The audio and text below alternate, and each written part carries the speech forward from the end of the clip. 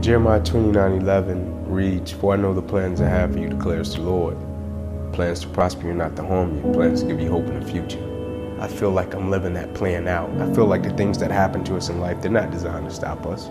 They're designed to reposition us so we can come in contact with what God really has for us. And so everything that I do, man, I do it to honor God because I feel like God gave me a second chance at life. And so I feel like I'm doing what God put me on this earth to do.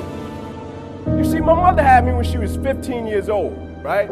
Over on the east side of Atlanta, we came up in this neighborhood by the name of Kirkwood, drug dealer on every corner, gang members in the neighborhood, 2-bedroom home, 14 people. Used to sleep on the floor. Got the opportunity to sleep in the bed one time out of the week. It was 6 of us in the bed, 3 at the foot, 3 at the head. And I came up with this dream pretty quick. I said, man, I want to go to the NFL because I had 8 uncles in that house, all 8 of which are still going in and out of prison. And so pretty quick, I said, man, I want to go to the NFL. And so I went to my big cousin Tamar one night. I said, man, listen, I want to go to the NFL. And so we got to work for this thing. So the thing we're going to do every night, we're going to be patient. We're going to engage in consistent action. Every night, we're going to race light pole to light pole with no shoes. So every night we would get out in the street, race light pole to light pole. One night, a coach came down the street. He signed me and my cousins up for organized sports, right? First time being in organized sports. We get in organized sports. The thing was, after practice, everybody would leave to go home. And I always had to sit on the bench and wait on my mother because she worked at Wendy's. And so when my mother would show up in the park, it would be about 10 o'clock, 10:30 at night. So I'm sitting there, and when my mother would pull up, she drove an old Buick Regal, hubcaps off the car, seats torn up, the car was all beat up. And she would pull up in the park 10:30 at night. I would jump off the bench. I would sprint over to my mother. I would say, Mom, if you don't mind, can you please sit back in your car and turn on your car lights? I have to do some extra drills. I have to go to the NFL. She would never have to work another day in your life. And I knew my mother was tired. And every night, my mother would sit back in that car, and those car lights would hit that field. And he had a 7-year-old kid doing backpedaling drills, running sprints, running laps, chasing his dream to go to the NFL. But just beyond those car lights, I could always connect with my mother's eyes. So it made me dig a little bit deeper. It made me push myself a little bit further. It made me work a little bit harder. It created a certain level of sweat equity in what I was doing. It created a certain level of pride. And so I went to Crim High School, one of the lowest performing public schools in the whole state of Georgia. Dropout rate higher than the graduation rate. People didn't go to college. I went to Crim. My first day I walked through the doors. A metal detector cop said, "What's your plan, little man?" I said, "My plan is to go D1. He said, "Nah, you'll probably end up in cell block D1. I said, "Nah, you got the wrong guy." He said, "Nah, you'll probably end up in cell block D1. I said, "Nah, you got the wrong guy." After my freshman year, my mother and father both came to me and they said, "Inky, we're transferring you from this place. You got a scholarship at Tucker High School." They said, "All you have to do is come and play your next 3 years. They guarantee you a scholarship to Georgia." I said, "Please, leave me at one of the lowest performing public schools in the whole state of Georgia. I can get a scholarship from this place. Son, nobody goes to college from there. Please, let me stay here. I can make it from this place." They transferred me anyway. First football game, tore the ligaments in my ankle, out for the season, ended up in a wheelchair. Went back to my parents, "Will you please transfer me back to one of the lowest performing public schools in the whole state of Georgia?" My pastor said, "Inky, you really want to go there?" I said, "Please transfer me back there. I need to go back there." And so the summer going into my senior year, we got blessed with a new coach. He came to me. I was done with football. He said, "Man, please come and work out for me. Just do one workout for me." I said, "Okay, coach, I'll come out. I'll work out." I ran a 40-yard dash. I did some cone drills. He came up to me after the workout. He said, "Son, what college do you want to go to?" I said, "Man, I just want to go D1. He said, "No, you're not hearing me, son. What college do you want to go to?" I said, "Man, I just want to go D1. He said, "After the first couple of games, we'll put together a tape and we'll see what happens." After the first 2 games, I had 9 touchdowns. It was all she wrote from there. And I'll never forget the day the University of Tennessee came in and a coach took a chance on me. He sat down with me and he said, "Son, I want to offer you a full scholarship to the University of Tennessee." It was so crazy. I responded and I told him, "I'm coming." And he laughed. He said, "Son, I don't even think you understand how the whole process works." I said, "No, I don't think you understand." I said, "You're talking to a kid that comes from a 2-bedroom home, 14 people.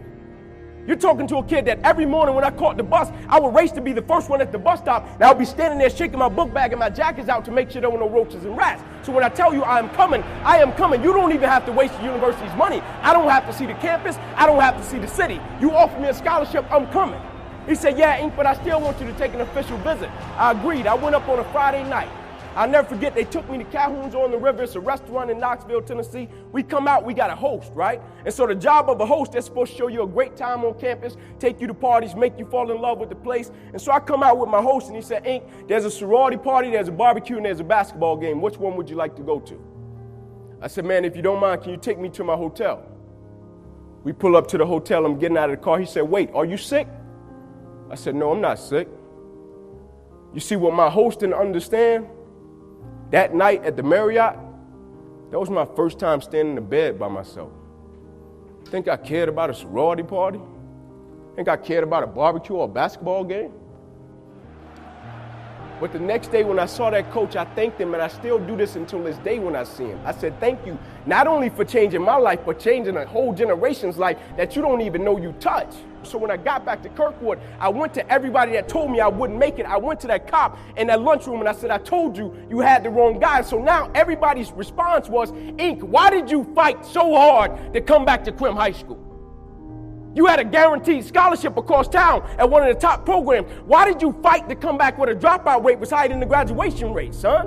Why did you fight to come back to this place? And I said, you guys are missing a boat. And the thing that people didn't understand, the reason I had that decision and choice to make, it wasn't about Inky Johnson. Every night I slept on that floor with those roaches and rats, had 3 little cousins that slept on that same floor as me. And you know what happened? When I went to college, you know what all 3 of them, I was the first one in my family to go to college. You know what all 3 of my little cousins did? Man, I don't have to sell dope. I don't have to join a gang. I don't have to end up in prison. I don't have to end up dead. All 3 of them got up off the same floor, went to college and graduated, and now they serve in the Army. That is why I went back to Quim High School. Had nothing to do with me. If every decision and choice you make is just about you, at a certain point you're going to hit something that's a lot tougher than you, and it's going to make you quit because you don't have a driving force for why you do what you do. But when I got up to the University of Tennessee, it was simple. It was simple for me to give everything I had. My freshman year, I played special teams. My sophomore season, I broke the starting lineup, had a really strong sophomore season. The summer heading into my junior year, I still remember the day where I was sitting in our film room and I was watching film on the California Bears. My defensive backs coach, Larry Slade, came in the room. He said, Inky, I got some good news for you. I dropped the clicker. I said, what is it? He said, man, you're a projected top 30 draft pick, son. He said, all you have to do is play the next 10 football games. You're an automatic multimillionaire. I went out of the room. I called my mother and my grandmother on the 3-way. I said, after this season, there will be no more struggle. I said, we would never miss another meal. I said, we would never experience another Christmas where we had to stand on the side of the curb and just be grateful. And I hung it up. First football game, I went out, played great, got an interception, shut Cal down. Second game, we're playing against Air Force, got late in the game, fourth quarter, guy dropped back, he threw the ball to a receiver coming down my sideline. Me and the guy, we went head on. As soon as I hit the guy, I felt as if every breath in my body left. Body went completely limp, fell to the ground, I blacked out. Never happened to me before. When my eyes opened, I'll never forget, my teammates ran over, they said, Ink, get up, let's go. I said, I can't. I said, I can't move. He said, what do you mean you can't move?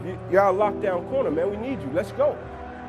I said, I know, man, but this time I can't move. I flipped my head up to the sky, I said, God, I said, surely nothing is happening in this moment that can alter my life. They got me over to the hospital, they took me back, they ran CAT scans, they brought me back into my room, and all in a 15-second time frame, the doctor came running in from the opposite side. He said, hey, get in here, we gotta rush this guy back to emergency surgery, he's about to die.